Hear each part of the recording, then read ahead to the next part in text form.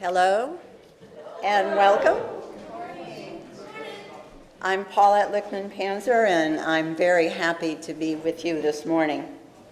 As we begin today, please remember to silence your phone, close other windows on your computer, take a very deep breath, and center yourself for worship.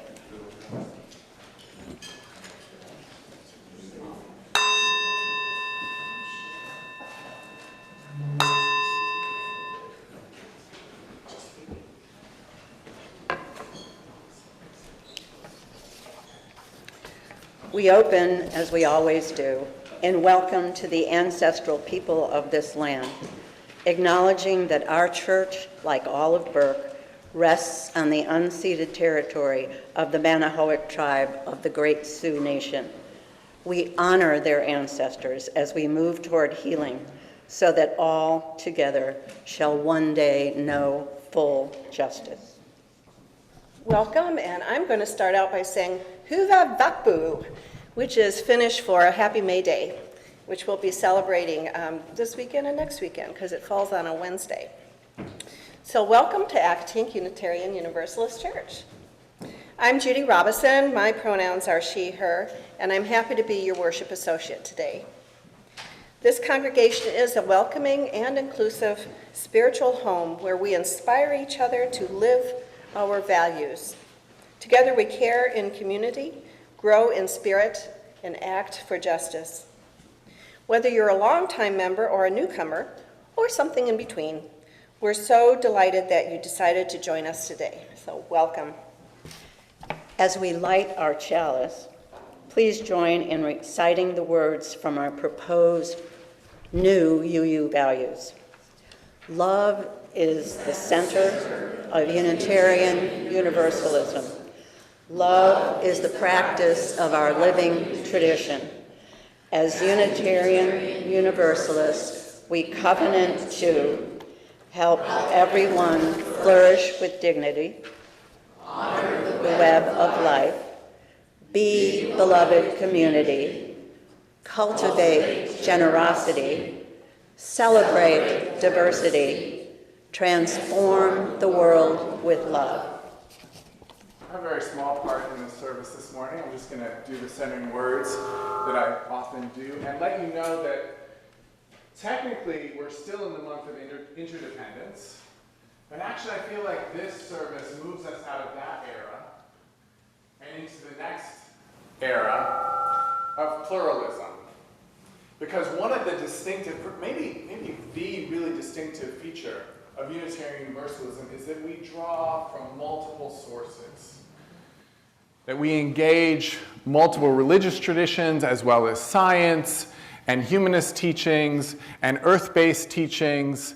And today we're going to explore Judaism and how that has played into people's personal lives, particularly Unitarian Universalists from this congregation who have a Jewish background. And that's, I'll just say, to take a note of personal privilege, that this service is really special for me personally. Connie Diamond asked me a while back a very insightful question. She said, Rev Lev, I'm curious why you didn't decide to become a rabbi. And it's insightful because it shows that Connie understands how deeply Jewish practice and Judaism and Jewish community has impacted my life and is interwoven into my spiritual life as a Unitarian Universalist. So this is really going to be a wonderful service. I do want to say that some of you might be concerned about, I'm sure many of you are concerned about the tragedy happening in the Middle East. This is not what this service is about. This is about Passover, and it's about celebrating and perhaps, critiquing, depending on each individual person's experience with Judaism. But I don't know if the people speaking are going to be talking about Israel-Palestine. And if they're not, it's okay, right? And I think it's important to say that because it's important for us to remember to separate Judaism from the state of Israel. Obviously, there's connections, and those connections are important. And also to separate Islam from the Palestinian people as well, right? That these are, and the governments from the people themselves, okay? So all of that is important, and I think we can forget that.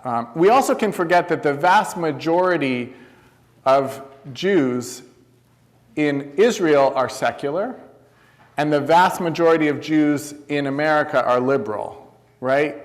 Don't make the mistake of thinking that Orthodox Judaism, any more than fundamentalist Christianity, is the true Judaism. If we're talking numbers, it's very much the minority, and liberal Judaism is the supermajority. So, with that, we have an opportunity to enter into the era or the month that we're going to enter into next month of pluralism, that distinctive feature of our religious tradition. A big part of why I didn't become a rabbi was to continue to draw from multiple sources. As a person who was raised Unitarian Universalist, that was so integral to me.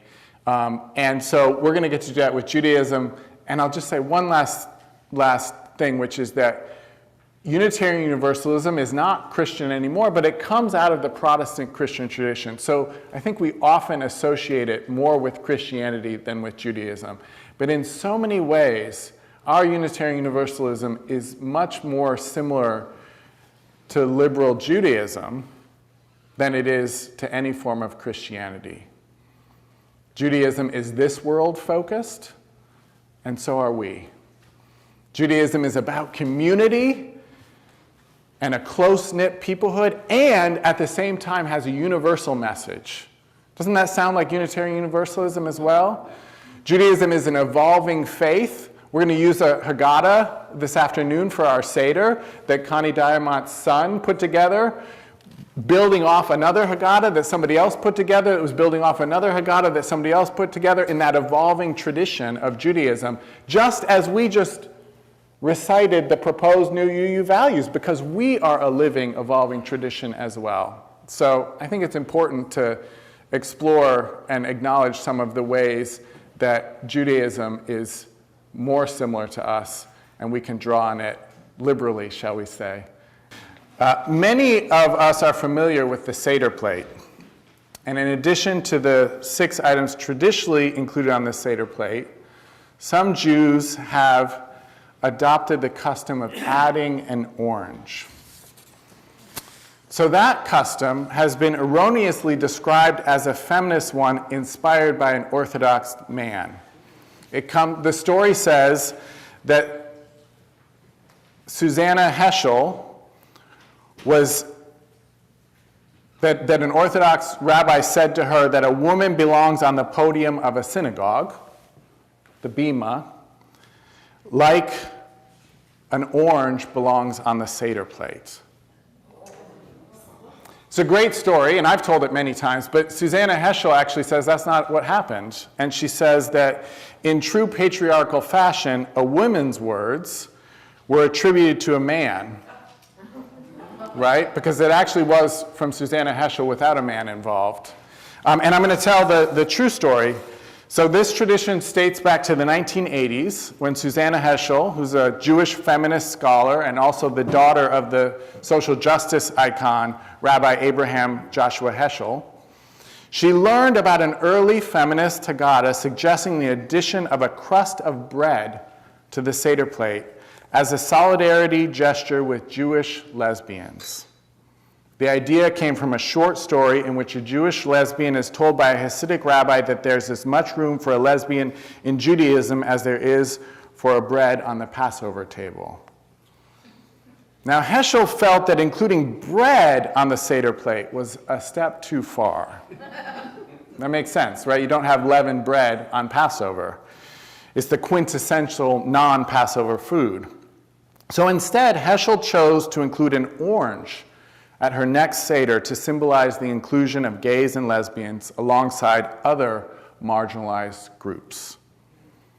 She said, quote, "I chose an orange because it suggests the fruitfulness of all Jews when lesbians and gay men are contributing and active members of Jewish life." So that's the other part. Not only does the story also often get attributed to a man, and a man's role, but it also is said to be a feminist act to include women, which erases the fact that it was to include gays and lesbians and all other marginalized groups, right? So I encourage you to put an orange on your Seder plate. And now Ashley is going to share a beautiful story by Sandy Ossenberg-Sasso about women's empowerment in Judaism. Regina Persisted, an Untold Story by Sandy Ossenberg-Sasso, illustrated by Margot Lucas. Regina knew she needed a good night's rest, but she couldn't sleep. Tomorrow was the last day of her studies. If she just passed this test, she would become a rabbi. When the sun rose, Regina was already awake. Her mother had breakfast on the table, but Regina couldn't eat. Regina left for school early. The streets of Berlin were busy with bicycles, horse-drawn carriages, and motor cars. Peddlers called out their wares. The smells of fish, fresh lemon, and sweet spices filled the air. "Why so fast today, Regina?" shouted one of the peddlers as she ran past his pushcart, overflowing with fruits and vegetables. "This is one day I am not going to be late," she called back. Regina thought about the moments that had led to this day. She saw herself in her dark, damp apartment, placing her stuffed animals in 2 rows. She had little hats on their heads. Regina pretended to read from the Torah and then raised it for all her furry friends to see. While her girlfriends played house, Regina played rabbi. Most people in 1913 didn't believe that girls should receive a religious education. But Regina's father taught both his son and his daughter the Torah and Hebrew. When Regina was 12 years old, her father died. She made a promise: "I will carry on the traditions of my father. Maybe I will even become a rabbi." Her mother smiled sadly and said, "No woman has ever been a rabbi." "Well, not yet," Regina replied. "I will be what I will be." Saturday mornings, Regina walked with her brother and mother to synagogue. Regina hardly noticed the other boys and girls darting in and out of bushes, playing hide and seek. The synagogue was her favorite place. There she felt at home. Sometimes, after everyone else had left the synagogue, Regina would stay to study with the rabbi. "You are a good student. Would you like to learn more about Judaism?" he asked. Regina smiled and nodded. But people complained. "Stop wasting your time studying with the rabbi," they said. "You should learn to cook and sew like the other girls." Regina heard, but she persisted. "Honk, nay," the street sounds interrupted Regina's daydreams. Regina arrived at school before any of the other students. She loved the scent of old books that filled the halls. She thought about her final essay for the class, in which she had asked, "Can women serve as rabbis?" Her answer was yes, yes they can. Her teachers all agreed. At least that's what Regina thought. But when she came to take her test, one of the professors stopped her. "Regina," he said, "I cannot let you take this exam. Stop trying to be a rabbi. You won't. You won't be. Not now, not ever." Regina's voice broke. There are women doctors, lawyers, and teachers. There will be a woman rabbi. God created man and woman, and the world cannot be held up by men alone. The rabbi could not look Regina in the eye. You'll get over this, my dear. With time, you will change your mind. He turned and left Regina alone. For a moment, Regina could not move. She could barely breathe. I will be what I will be, she said to the empty room. Regina told her teachers, friends, and neighbors that someday she would be a rabbi. They warned, be careful, don't make trouble. Be a teacher like other women. Women are not smart enough. See how Regina dresses? She doesn't look like a rabbi. Do what you're supposed to do. Go home and cook. Regina persisted. She was tired of being interrupted when she spoke. She was tired of being told what she could not do because she was a woman. She was tired of people telling her that when she got older, she would change her mind. She continued teaching even without being called rabbi. She loved her students and they loved her. It didn't matter that she was messy and her clothes old-fashioned. Regina always looked her students straight in the eyes. It was as if she could tell what each one was thinking. She taught the girls in her class, use your eyes, ears, hands, and mouth so that you can see, hear, touch, and taste what it is to be a Jew. Regina kept studying. 1 year passed, then 2. Regina persisted. She kept teaching. She attracted large crowds of people. Often there was standing room only. 3 years passed, then 4. Regina persisted. In dark times, she taught her students to find joy in Jewish holidays and to dance. Every year, Regina applied to take the test to become a rabbi. Every year, she was told no. Finally, after 5 years, the rabbis and teachers of Berlin began to see Regina clearly. They saw how much she learned. They saw her gift of teaching. They saw the way she cared for others. They saw her love for the Jewish people. They saw a woman who was already acting like a rabbi. On December 26, 1935, Regina Jonas was finally allowed to take the test. She passed. At long last, she was a rabbi, the very first woman rabbi in the whole world. I will be what I will be.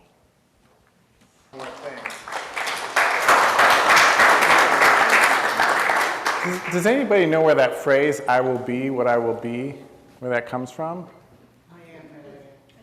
I am that I am. Yeah, so when Moses at the burning bush asked God for God's name, God says, Ehyeh Asher Ehyeh, which is usually translated as I am what I am, but would be more accurately translated, I will be what I will be. So I want to lift that up as something that if you don't know the Jewish tradition, you might miss that reference because it's important, right? How bold for Regina in the story to say, I will be what I will be like God. And how important to remember that there's an image of God as a changing, evolving presence. Not I am what I am, but I will be what I will be. I'm going to read a prayer for the lamp keeper. It's by Reverend Joe Cherry, and I have to say I revised it quite a bit, and I hope he'll forgive me.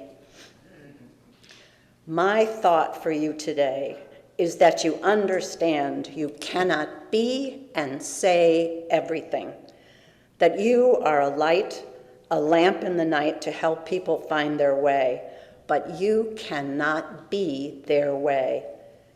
Be steady, but do not deny your own humanity. Do not forget to take breaks. Do not let your desire to be that steward of the lamp keep you too long for your own journey. Share the burden. share the responsibility, share the honor with others. I have a confession to make. I'm not Jewish. So why did I agree to go ahead and coordinate the Seder that some of us are going to attend this afternoon, or take the lead on this particular service? It's because it's about traditions, and traditions are something I love. When I was young, my family had a tradition of opening a single present on Christmas Eve. Everybody got to pick one, and the rest of the gifts, no matter how tempting, had to wait till everyone was gathered on Christmas Day, even though my uncle would not arrive until 2 o'clock in the afternoon. Thanksgiving, another really important tradition for me, because for the last 50 years, family gathered at my home because I'm the one who prepares the feast at whatever house I'm living in. Now it's sad to say that the gatherings have become smaller, and one of my daughters-in-law has to go to her mom's for the meal and takes along 2 of our 4 grandchildren. Grrr. Then there's Easter, the tradition of hiding all the eggs in our yard and not letting any one of the kids have their Easter baskets till the very last egg was found. Well, the grandkids are all in their very late teens or 20s now, and we live in an over 55 condo with no personal yard, so hiding the Easter eggs tradition is also gone. A very important Accotink tradition that went by the wayside was actually forming a circle and holding hands while we recite our closing words by David Bumbaugh. It was something I treasured because you never knew whose hand you would end up holding or who you would directly face across the circle. It was a connection, both physical and soulful. Later today, some of us will be holding a Seder, and my personal hope is that we can start a tradition here at AUUC of celebrating a Seder every year during the ritual of Passover. You don't have to be Jewish to appreciate eating the ritual foods, experiencing adults and kids reading the Haggadah, which is a short book that retells the story of the Jews' exodus from Egypt. Most importantly, you're with family and friends. So let's talk about Passover that actually started on April 22nd at sundown and will end at sundown of April 30th. This story of redemption from slavery is the master story of the Jewish people that has shaped its values of religious freedom, caring for the stranger, and standing up to oppressive tyrants. The story harks back about 3,400 years to the family of Jacob, who fled his home in Canaan, or ancient Israel, in the face of a terrible famine. The Israelites made their way to Egypt, where they were welcomed and grew in population and in acceptance. But when a new Pharaoh came to power in Egypt, he feared the growing Israelite population and enslaved them. This oppression continued for more than 200 years. But Moses heard God's call to lead the Israelites out of Egypt. He negotiated with Pharaoh for the Israelites' freedom. This led to a famous showdown between God, who demanded freedom for the Israelites, and Pharaoh, who symbolizes the hard-hearted forces of tyranny and enslavement. God breaks Pharaoh's spirit by inflicting Egypt with 10 plagues. During the night of the final plague, God passed over and protected the houses of the Israelites, giving the festival its name. Finally, with the Egyptian army chasing after them, God split the waters of the Red Sea, allowing the Israelites to cross the sea on dry land and escape.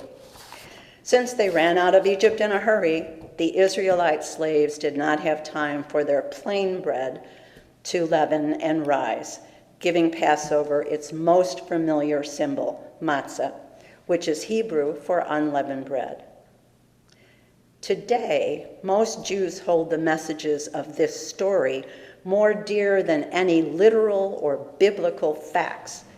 The essence of Passover asks Jews to remember their past history as slaves in Egypt and resolve to never be a part of taking advantage of the less fortunate.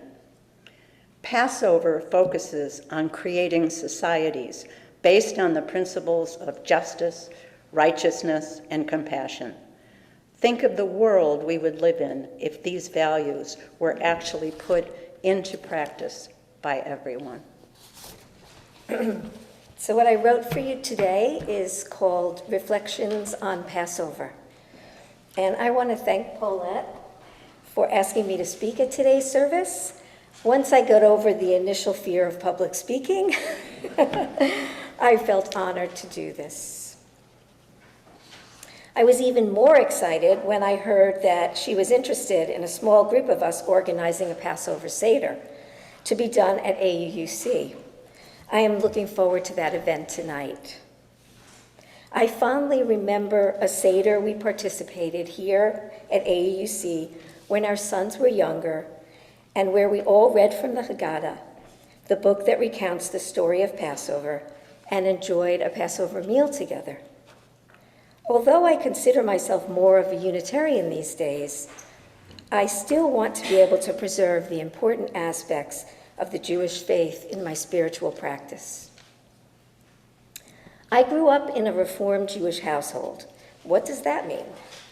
Well, for us, it meant going to synagogue infrequently, mainly on high holidays like Rosh Hashanah and Yom Kippur, the Jewish New Year's, but still celebrating many of the cultural aspects of Judaism in our home. Our family belonged to a Reformed synagogue where many of the Hebrew aspects of the service were translated into English, but songs and hymns, as well as prayers and readings from the Torah, were done in Hebrew. My brother was bar mitzvahed, but I was not, though I did attend Sunday school for grades 1 through 6 and learned a great deal about the important stories from the Old Testament. My father considered himself a secular Jew, something I didn't entirely understand until he was a much older man. He was a Holocaust survivor and who had lost both his parents, one brother and sister, as well as many other relatives in his extended family during the Holocaust. He later explained that it was difficult for him to believe in God after all the horrible things he had witnessed in his life. My mother was partially raised by her grandparents, who were Russian Jewish immigrants to Canada. They spoke Yiddish and practiced many of the cultural aspects of Judaism, but were not religious in the traditional sense. My mother never liked the services at the synagogue, so she rarely went.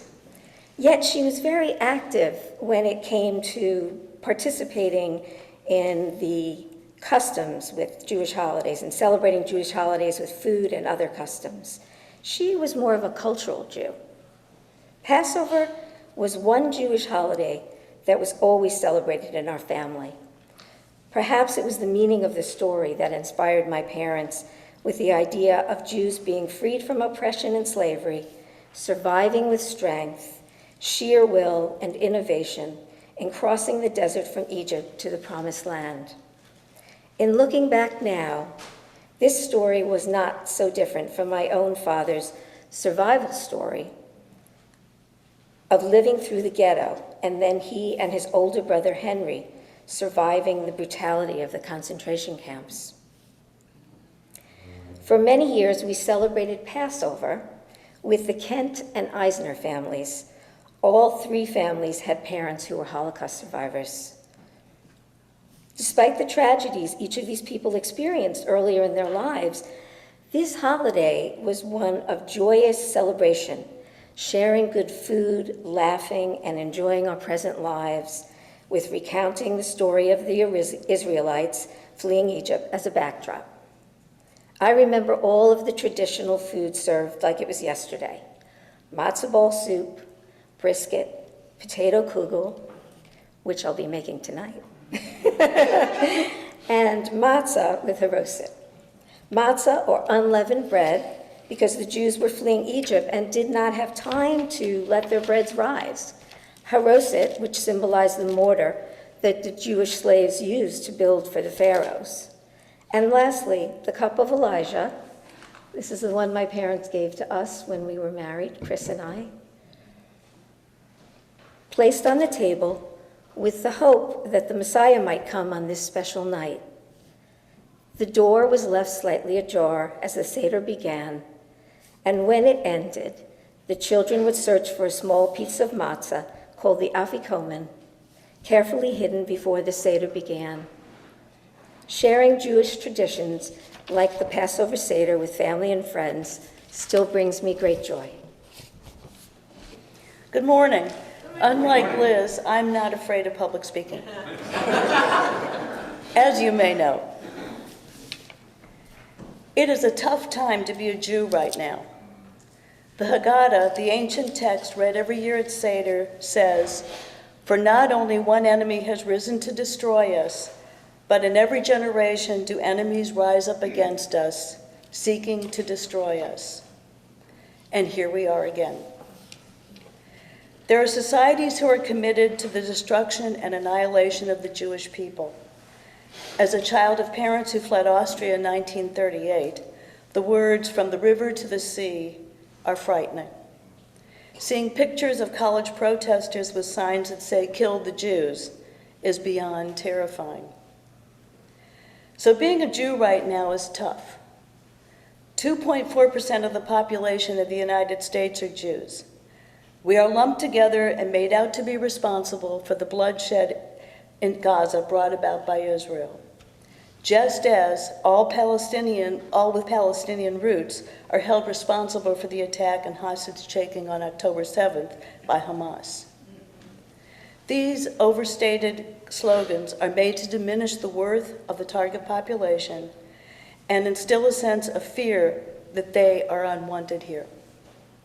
Clearly, neither group is responsible for either entity's horrific damages.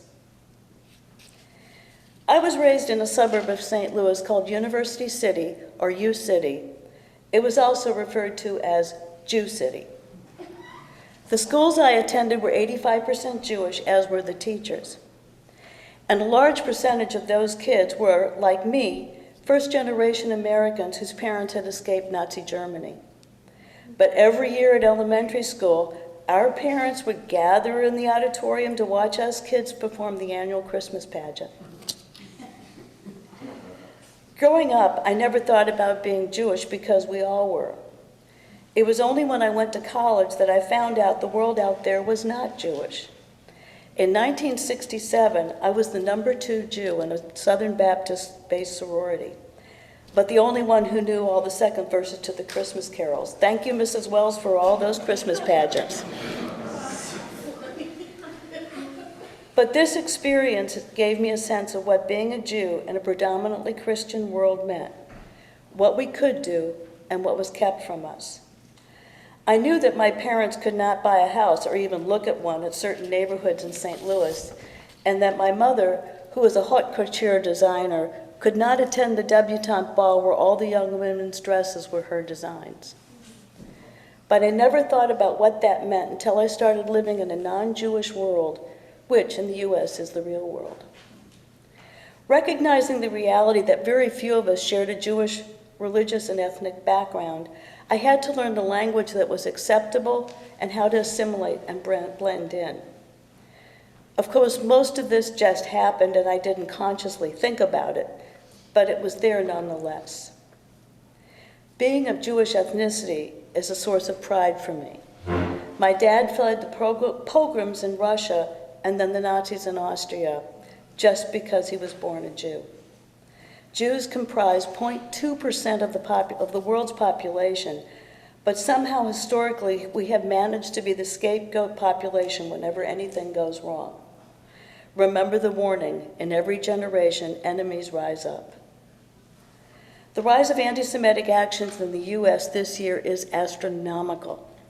Of course, we were all horrified by the senseless attack on the Tree of Life Synagogue in Pittsburgh in 2018.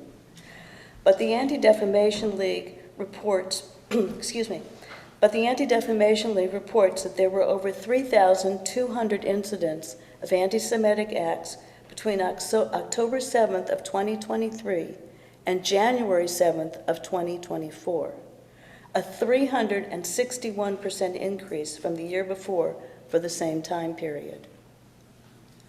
As a person of Jewish heritage, this is beyond frightening. Synagogues throughout the country were warned to be on guard during the Passover week because of the potential for violent acts.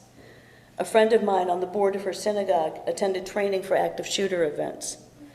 How sad is that? But that is what it's like to be a Jew today. So my message is not a happy one. Being of Jewish heritage is a source of great pride for me. Being a UU has afforded me the opportunity to be in spiritual community with my husband, a born Catholic, and neither of us having to relinquish our core principles and beliefs. But being a Jew at this time is frankly scary. Personally, I'm horrified by the October 7th brutal attacks, Hamas attacks on Israel, and the consequent hostage taking and keeping. But I am equally horrified by the continued Israeli response and the unspeakable civilian deaths in Gaza. Israel had a right to defend itself, but not allowing humanitarian aid and continuing the assaults is indefensible. Hamas, on the other hand, has treated their own people as expendables and has intentionally hidden among them, fully aware of what the Israeli army would do. Pesach, or Passover, commemorates the fleeing of Jews from slavery in Egypt 24 centuries ago. Jews worldwide gather in their homes with family and friends to read the story of the Jews fleeing bondage to freedom. This is Seder. It is a joyful ritual and a wonderful meal. It speaks to freedom and forgiveness, and it reminds me of why I am proud of my heritage and proud to be known as a Jew. But at this time, we must all be cautious of the difference between protesting actions of a sovereign nation and what is just plain anti-Semitism. As UUs, we fight for a society that treats all equally, and I urge us to include the fight against anti-Semitism. And now, how to leave you. The underlying meaning of Passover is freedom from bondage, any bondage, the physical bondage of being a hostage or the mental bondage that hate produces. I pray for the end of the senseless bombing of innocent people in Gaza. I pray for the release of the hostages to be released safely. I pray for an end to the senseless war in the Ukraine. And I pray for the end of the hate that is beneath it all. When peace comes, and I hope it will still be tough to be a Jew. I'm pulling double duty today, normally in the sound booth. Thanks, Connie, and thanks, Liz. Thanks, Paulette, for inviting me to do this. This evening is going to be my first Passover Seder in probably about 25 years. And in anticipation of that, I've spent the last few weeks thinking about my Jewish upbringing, what I enjoyed about it, how it helped me feel connected to the past, and what I might want to pass on to my kids in our current spiritual home here at Accotink. What I love most about Passover is its celebration of freedom and its hopefulness toward building a world without oppression.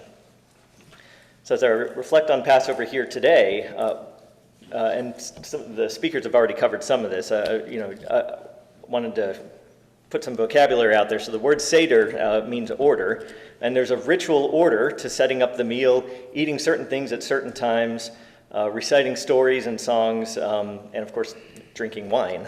As a reference guide for that order, you've heard about this book called the Haggadah. A funny thing that I remember about growing up, about ours, is that we had one published by Maxwell House, the coffee company. They started, it turns out, they started printing Haggadahs in the 1930s as a marketing gimmick, but over time that actually became something of a staple in many Jewish households. I see Connie nodding, yep. So, it's, you know, I don't know. They're still, I'm sure we're still using it today. They were free. Maybe that's it, you know? That's right. So, with our Maxwell House Haggadah, we would start our Passover Seder at home. There were a few introductory things to do first, but to me, the real start of the Passover Seder really, for me, it felt like it started when it came to recite Ma Nishtana, the 4 questions about why Passover is different from other nights. This task typically falls to the youngest child around the table. In my household, that was my little brother. And of the 3 of us kids, he was probably the least inclined to do it. So there were a few years where I would do it instead. I was a bit more religious. And so I would recite the questions that recalled when the Jewish people were enslaved in Egypt and then set free. And the questions have to deal with why do we eat matzah, why do we have bitter herbs, why do we dip vegetables in salt water and sit reclining instead of standing up. Each of these rituals is a symbol that ties back to the history, back to the story of Exodus. I mentioned earlier, one part of the ritual is also drinking a cup of wine at certain times. There's a total of 4, and that can be a lot, so maybe it's just like a sip of wine, depending on your tradition. In my family, that tradition evolved over the years. Of course, when we were really young, the kids got grape juice, and the parents got wine. Manischewitz, of course. As I got older, I think it was probably after my bar mitzvah, when I was about 13, I was granted a little indulgence. I was allowed 4 sips of wine at the appropriate times in the meal. And it was kind of a recognition of becoming older and closer to an adult in the Jewish tradition. There was one particular year, I don't know if it was right when I was 13 or just after, but it stands out in my mind because I think I was a little overzealous with the sips of wine. It might have been more like gulps. We finished the main meal, and I started to feel a little bit off kilter. And then as we cleared the table, the room started to spin a little bit, and I started feeling a little silly. I stumbled into the living room. I was going to lay down for a minute, and my parents, I think, exchanged glances. They knew what was going on. I'd hit the Manischewitz a little too hard. Aside from getting accidentally tipsy, there's one more aspect of the way we did Passover that I remember and wanted to share. The 4 cups of wine correspond to 4 times in the book of Exodus that God promised to redeem the Jewish people. And it's a parallel to the 4 questions that we ask as well. And apparently over the years, the rabbis had discussed whether there was another passage in Exodus that was a 5th promise of redemption. And this was kind of back and forth. And if that were right, though, there should be a 5th question in Passover and a 5th cup of wine. And as often happens in the Jewish tradition, there was a compromise. You couldn't definitively say one way or the other. So there was a proposed 5th question. To my knowledge, it never really caught on, although it might be in there somewhere. But the 5th cup of wine did catch on, and Liz mentioned it earlier, the 5th cup of wine that's left out for Elijah, who's a prophet that his arrival would herald the coming of the Messiah. So every year in my family, we would pour out the 5th cup of wine. We'd open the front door, crack a window, and welcome Elijah into the house in case he was ready to arrive. As a kid, I didn't really understand all of the religious background to it, the rabbinical discussion and all that, but I interpreted the custom through a lens of hospitality. I understood that Passover was a time for welcoming guests, both friends and strangers, to the meal. And so leaving the door cracked and the window open felt like an invitation not just to Elijah, but to anyone who might pass by. It was a gesture of openness and warmth, and a celebration by people who were once oppressed but were now free. About that cup of wine for Elijah, by the end of the meal in my house, that cup was always empty. My siblings and I never saw what happened to the wine. It was just mysteriously gone.